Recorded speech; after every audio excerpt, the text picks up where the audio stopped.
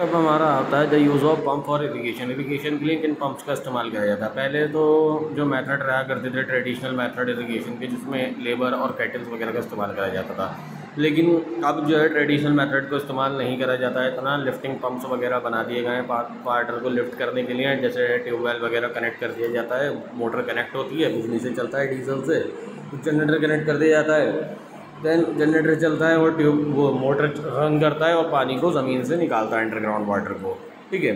अब दूसरा modern method of irrigation में आ जाते हैं। एक हमारा स्प्रिंकलर सिस्टम आता है, एक ड्रिप सिस्टम आता है। स्प्रिंकलर सिस्टम क्या होता है, इसमें पानी ज़्यादा वेस्ट भी नहीं होता है। जैसे ट्यूबवेल से आता है तो बहुत ज़्यादा पानी आता है उसमें, बहुत ज़्यादा क्वांटिटी में, और अगर पानी अगर चलता रह जाता है तो ऐसा होता है खेत में पानी पानी हो गया, उसको टाइम टू टाइम बंद भी करना पड़ता है। ठीक है। स्प्रिंकलर सिस्टम के अंदर क्या होता है, इसमें पाइपलाइंस कनेक्ट होते हैं और उनसे एक फव्वारा नोजल टाइप कनेक्ट होती है। ठीक है। रोटेटिंग नोजल्स होती हैं, जो फव्वारा होता है वो बार बार 90 डिग्री पे रोटेट करता रहता है, उसमें पिचकारी पानी की निकलती रहती है और खेत में जाती रहती है थोड़ी थोड़ी दूर। और ये 5-5 या 6-6 फुट की दूरी पर पाइपलाइंस कनेक्ट होती हैं, ताकि इनमें से पानी जो है निकलता रहे और पूरे खेत में छिड़कता जाता रहे। ड्रिप सिस्टम में क्या होता है, इसमें जो पाइपलाइन कनेक्ट करी जाती है इसमें भी, लेकिन जो पाइपलाइन होती है वो थोड़ी क्लोज करी जाती है, और नोजल्स इसके अंदर जो होती हैं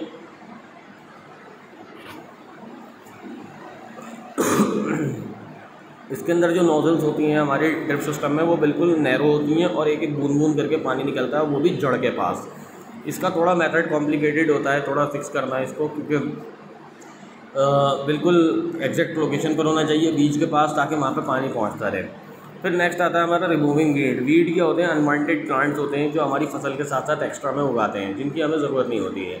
तो क्या होता है, हमें इनको रिमूव करना होता है। काय से कट करते हैं, उससे हैंड पिकिंग, हाथ से कट कर लेते हैं इनको, या दराती वगैरह आती है उनसे जो है इनको काट लिया जाता है। ठीक है। ये जो प्रोसेस होता है जिसके अंदर हम वीड को रिमूव करते हैं अनवांटेड प्लांट्स को क्रॉप से, इसे वीडिंग कहते हैं। ठीक है। अब कौन कौन से प्लांट्स आ जाते हैं, वाइल्ड ओट, जावी आ जाती है, घास आ जाती है, ठीक है, और भतुआ वगैरह ये आ जाती हैं। ठीक है। या तो हाथ से इनको खींच लिया जाए या फिर खुरपा वगैरह से इनको कट कर दिया जाए। ठीक है। नेक्स्ट हमारा आता है destroying the weed bye spraying chemical या वीडीसाइड्स। अब क्या होता है भाई, बहुत बड़ा खेत है, उसके ऊपर हाथ से खींचने में थोड़ी दिक्कत हो रही है या काटने में, तो या तो लेबर भी बहुत ज़्यादा चाहिए, तो क्या होते हैं वीडीसाइड्स आते हैं। ये वीडीसाइड केमिकल होते हैं, इनको छिड़क दिया जाता है खेत के ऊपर। जो पॉइजनस केमिकल होते हैं ये वीड को ही मार देते हैं, उनको ग्रो ही नहीं करने देते, लेकिन इनका नुकसान भी होता है, क्योंकि होते तो केमिकल ही है, ये हमारी फसल के ऊपर भी केमिकल जाता है और फिर वो जो है फसल में भी कुछ केमिकल पैदा कर देता है। ठीक है। तो फसल को भी एक तरह से हार्मफुल बना सकता है। नेक्स्ट स्टेप आता है हमारा हार्वेस्टिंग। हार्वेस्टिंग में आती है कटाई। जब हमारी फसल तैयार हो जाती है तो फिर उसको बड़े पैमाने के ऊपर काटा जाता है। ठीक है। ट्रैक्टर की मदद से या फिर लेबर लगाई जाती है, वो कट करती है उसमें अनाज। और फिर बाद में होता क्या है, जब अनाज को कट कर लिया जाता है तो इसका जो छिलका होता है इससे इसको निकाला जाता है। जैसे गेहूँ के ऊपर छिलका चढ़ा हुआ होता है, उसका हस्क, उसको बाहर निकाला जाता है। तो पीट पीट के बाहर निकालते हैं, कई मेथड्स होते हैं उसको निकालने के। उसके लिए मशीनें भी आती हैं, थ्रेशर भी आता है। थ्रेशर एक मशीन होती है, उसके अंदर मोटराइज सिस्टम होता है, बीज बीज अलग निकलता रहेगा, छिलका छिलका पीछे को छटता रहेगा। बतेरे मेथड होते हैं जिनसे इसका जो चाफ होता है, यानी कि जो इसका छिलका होता है, वो बाहर निकाला जाता है। फिर सातवां मेथड हमारा आता है फूड स्टोरेज का। जो भी अनाज है, अब हमें अनाज तो उगा लिया, अब हमने 8 महीने के बाद या 6 महीने बाद अब दूसरी फसल आएगी, तो 6 महीने तक हमें इसको स्टोर भी करके रखना है, मार्केट में बेचना भी है, जब तक हम बेचते नहीं हैं, और अपने लिए भी स्टोर करके रखना है। तो इसको स्टोरेज सबसे ज़्यादा केयरफुल होनी चाहिए, यानी ध्यान के साथ इसको स्टोर करके रखना है। ऐसी जगह नहीं रखना जहाँ कीड़े मकोड़े आ जाएँ, चूहे वगैरह जो इसको बर्बाद कर दें, ख़राब कर दें, खा जाएँ।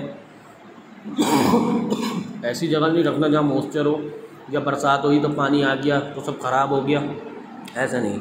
इन सब चीज़ों को बचा करके ध्यान से रखना है, ताकि ना तो इसमें फंगस लग सके, ना ये डैमेज हो सकें, और लॉन्ग लास्टिंग चलें। ठीक है। अब क्या होता है, इसके अंदर मेथड आते हैं, या तो कुछ केमिकल्स बॉल्स वगैरह आती हैं जिन्हें हम रखते हैं। पारद, घर में देखा होगा, पारद की गोली मम्मी चावलों के डब्बे के अंदर डाल देती हैं। ठीक है। नीम के पत्ते रख देती हैं, उससे क्या होता है कि कीड़े वगैरह नहीं लगते उसमें। ठीक है। अब दूसरी चीज़ गनी बैग्स, इनको स्टोर गाय में करा जाए जब बड़ी बहुत ज़्यादा क्वांटिटी हो, तो जो से बोरे वगैरह होते हैं जूट के बैग, उनके अंदर स्टोर करके इनको सिल दिया जाए, वो बढ़िया रहता है। ठीक है। ग्रेन सिलोस होते हैं, बड़े बड़े बने हुए सिलोस क्या होते हैं, ये टैंकर टाइप के होते हैं जिसके अंदर ग्रेन को, अनाज को रखा जाता है। ये पूरे मतलब इस तरीके से होते हैं, प्योरीफाई, साफ़ सुथरे होते हैं, ना तो यहाँ पे रोडेंट वगैरह, चूहे वगैरह जाते हैं, और यहाँ पे केमिकल वगैरह सब छिड़क करके वो उसे पूरा साफ़ कर देते हैं, क्लीन कर देते हैं जगह को, ताकि उसके अंदर जो है कोई कीटाणु वगैरह भी गिरो ना कर सके, बैक्टीरिया वगैरह। अब आता है हमारा फूड फ्रॉम एनिमल्स, यानी जानवरों से हमें क्या क्या खाने को मिलता है। देखिए जानवर हमें 3 चीज़ें देते हैं, अंडा देते हैं, गोश्त देते हैं, दूध देते हैं, ठीक है। जो भी फूड हम एनिमल से ऑब्टेन करते हैं उसके अंदर ज़्यादा क्वांटिटी में प्रोटीन होता है, ठीक है, और जो कि प्रेजेंट नहीं होता प्लांट फूड के अंदर। तो जो ज़्यादा फूड हम एनिमल से ऑब्टेन करते हैं उसके अंदर अच्छा अमाउंट में फैट भी मिलता है और कम अमाउंट में कार्बोहाइड्रेट होता है। एनिमल फूड के अंदर मिनरल और विटामिन्स भी होते हैं, ठीक है। तो इसलिए एनिमल फूड जो है वो प्लांट फूड के कंपैरिजन में थोड़ा एक्सपेंसिव होता है। मिल्क यील्डिंग एनिमल्स को मिल्च एनिमल कहते हैं, और मीट और एग यील्डिंग एनिमल्स को,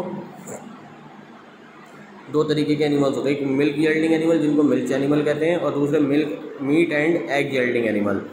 अब एक एग्जांपल आपको दे रहा है कि मिल्क यील्डिंग एनिमल में कौन कौन से आते हैं, काऊ, बफेलो, गॉट वगैरह, क्योंकि इनसे हम मिल्क ऑब्टेन करते हैं और मिल्क से हम डेयरी प्रोडक्ट बना लेते हैं, बटर, घी, कर्ड, दही, घी, पनीर, ये सारी चीज़ें, ठीक है।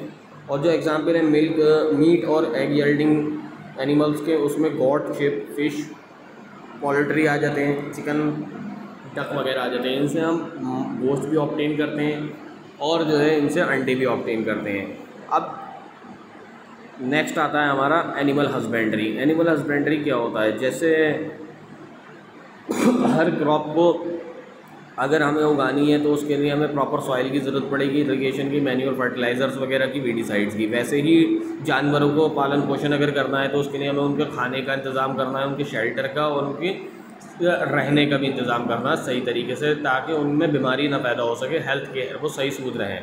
जो ब्रांच होती है यानी एग्रीकल्चर का वो हिस्सा जिसके अंदर हम जानवरों के मुतालिक स्टडी करते हैं, ठीक है, यानी उनको फीड कैसे कराया जाए, उनका पालन पोषण सीखते हैं, फीडिंग, शेल्टर, हेल्थ और ब्रीडिंग उनकी, ठीक है, काय के लिए, एनिमल्स को डोमेस्टिकेट करने के लिए, ताकि उनसे हम एनिमल प्रोडक्ट ऑब्टेन कर सकें। इसे एनिमल हस्बेंड्री कहते हैं, ठीक है। कुछ प्रैक्टिसेस आती हैं जैसे प्रॉपर फीडिंग ऑफ एनिमल, जानवरों के लिए चारा वगैरह का इंतजाम करना, पूरा देना, प्रॉपर शेल्टर, उनका शेल्टर होना चाहिए। दूसरी चीज़ प्रिवेंशन और क्योर ऑफ एनिमल डिसीज़, अगर किसी जानवर को बीमारी हो जाती है तो उसको तुरंत छांट देना है, हटा देना है वहाँ से, ठीक है, ताकि उसके अंदर कोई बीमारी जो पैदा हो रही है वो दूसरे जानवरों को ना हो सके, ठीक है। अब फिश एज फूड, फिश जो है एक इम्पॉर्टेंट सोर्स है एनिमल फूड का। बहुत सारे लोग जो कोस्टल एरिया में रहते हैं ज़्यादातर, क्योंकि जो कोस्टल एरिया में रहते हैं वहाँ मछली की पैदावार ज़्यादा होती है, मछली ज़्यादा मिलती है और सस्ती भी मिलती है, तो लोग ज़्यादातर मछली वगैरह खाते हैं वहाँ पे, ठीक है। फ़िश लिवर ऑयल ये विटामिन ए के अंदर बहुत ज़्यादा रिच होता है, विटामिन डी के अंदर जिन बच्चों में या बूढ़ापे में जो मर्दार लोग होते हैं उनके अंदर विटामिन डी की ए की कमी होती है, तो उनका फ़िश लिवर ऑयल दिया जाता है। कॉड लिवर फ़िश ऑयल आते हैं, ठीक है, गोल्डन से वो दिए जाते हैं, ठीक है। अब चैप्टर हमारा फिनिश हो गया, अब क्वेश्चन आंसर्स आते हैं। तो देखिए क्वेश्चन आंसर्स तो मैं कराता हूँ, लेकिन जो एक्सरसाइजेज है वो आप लोगों को खुद करनी है, ठीक है। और कोई चैप्टर में अगर दिक्कत हो तो क्लास में आके पूछ लीजिएगा। Thank you.